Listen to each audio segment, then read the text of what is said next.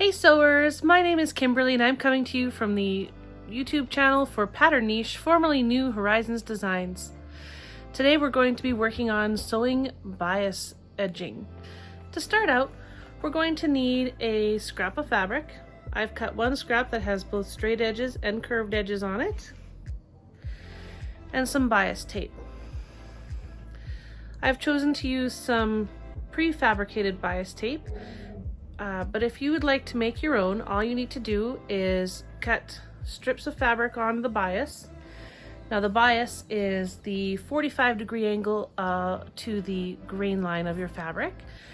So most rulers will have those lines indicated. So all you would need to do is match up your fabric to the 45-degree line on your ruler and cut the strips this way. And then cut them as wide, 4 times the width of your finished bias tape. So for example, if you wanted a 1/2 inch finished width, so once it's all said and done, then you would cut a 2-inch strip and so on and so forth. Then all you would do is press it in half and then fold in those edges to that pressed edge again and press those again, so that it's basically a 4-folded, there's 3 folds into 4 pieces into a nice finished strip of fabric. So the first thing that we're going to do is we're going to open out at least 1 fold of our bias tape, and we're going to match it up to our straight edge and to pin it. As you can see, I have now pinned my bias tape onto the straight edge of my project. And now what I'm going to do is I'm going to match up my needle to this folded edge here, and that's where I'm going to stitch. I like to call it stitching in the ditch. And as you can see, I've also left a bit extra bias tape on this edge because I'm going to make that a finished edge afterwards. I'm not going to be putting more bias tape this way. So I have my fold lined up with my needle, and I'm just going to stitch right down that fold line.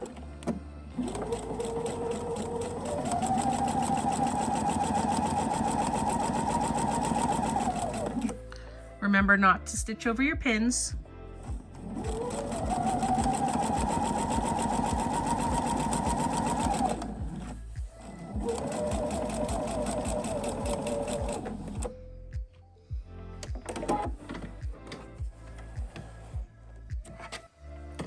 And voila, it is stitched on. The next thing we're going to do is fold that up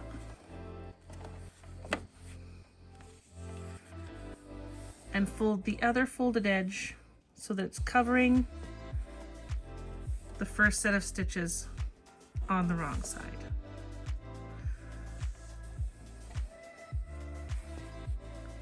So this is what it looks like on the right side. This is what it looks like on the wrong side, and I'll pin that in a minute. So you can see it's folded in and folded over so that it covers that stitching just a little bit. If you find that it's difficult for you to get that fold nice, you can trim your seam allowance a little bit so that there leaves that little bit of gap so you can get it folded over nicely. To make a nicely finished edge at this edge here, I'm going to take that little extension, I'm going to fold it over so that it's even with the fabric here, and then I just fold that again, and sometimes I use my pin to just even it out perfect.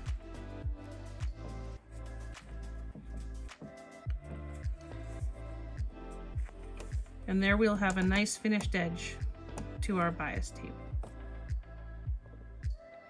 Now I'm going to stitch this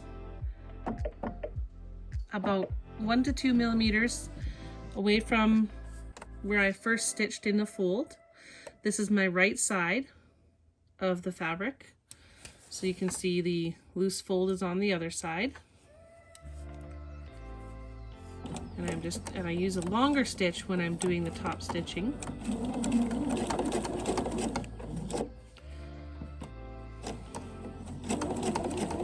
And just stitch along.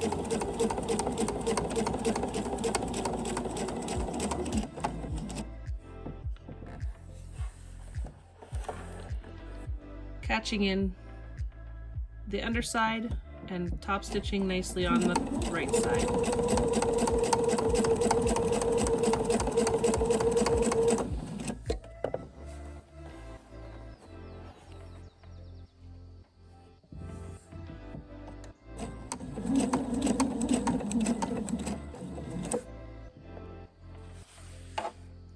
And there we have our finished straight edge with bias tape. That's the right side and the wrong side.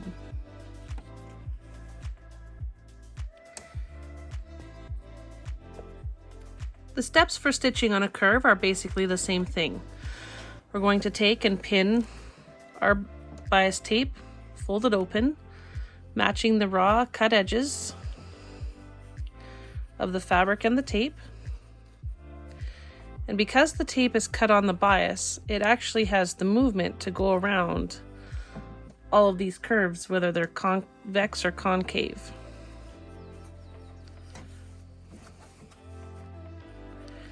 And it's okay if it puckers a little bit here, because as you can see, along the spots where I'm stitching, it's laying nice and flat.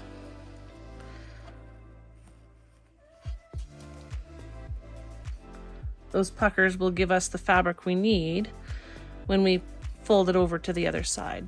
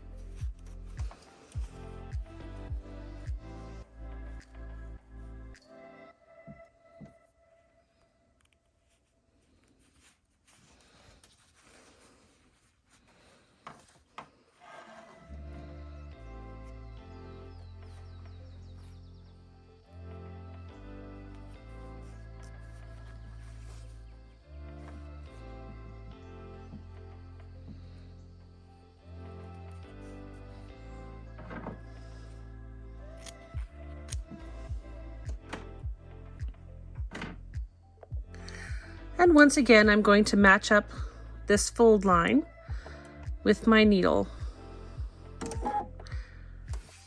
and stitch it that way. Now it takes a little bit more time to do a curve because you want to go slower and more carefully as you're stitching this one.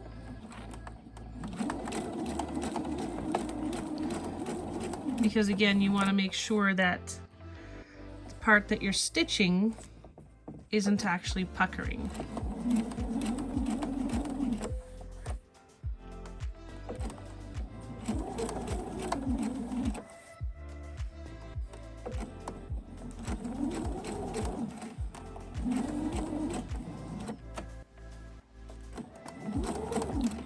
As you can see, this time I put my pins much closer together.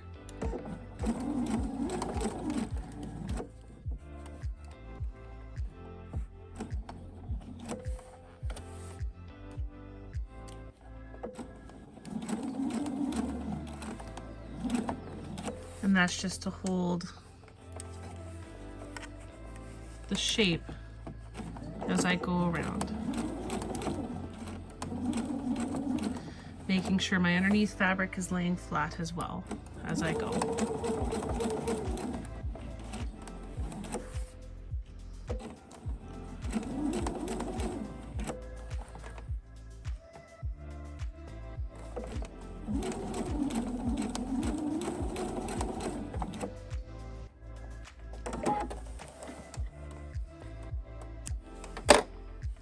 And ta-da!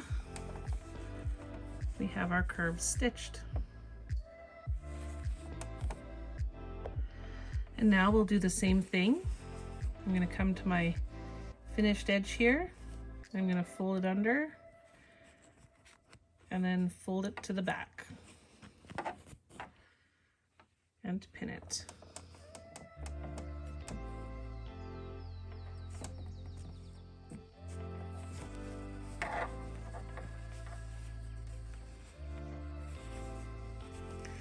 And you might have to massage it a little bit to get it to nicely sit where you want it to sit. And when you're finished, a good pressing always makes it sit nicer as well.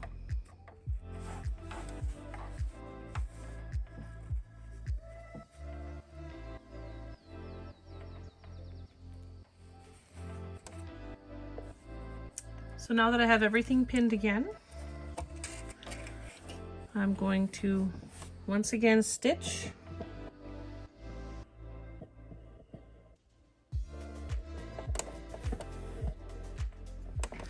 About 1 millimeter or so away from the edge.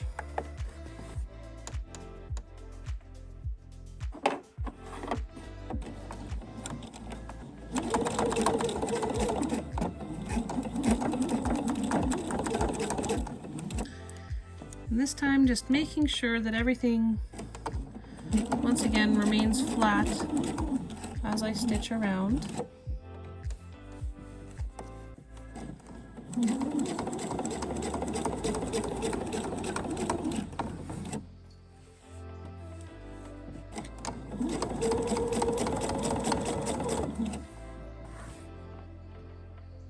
And sometimes you might feel like you have to stretch it just a touch to get it to lay flat. Don't pull very hard, just ever so slightly give it a little stretch.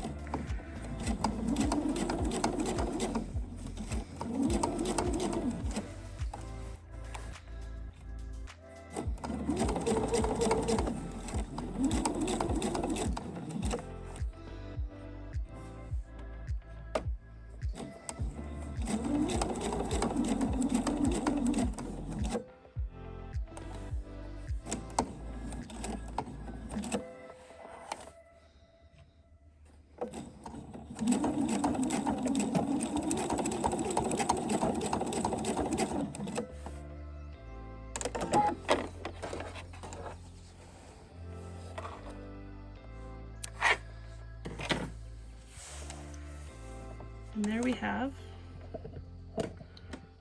our finished edge. And it's all nicely cut in on the back side as well.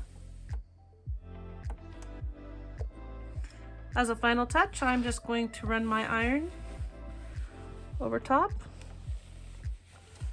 with a little touch of steam.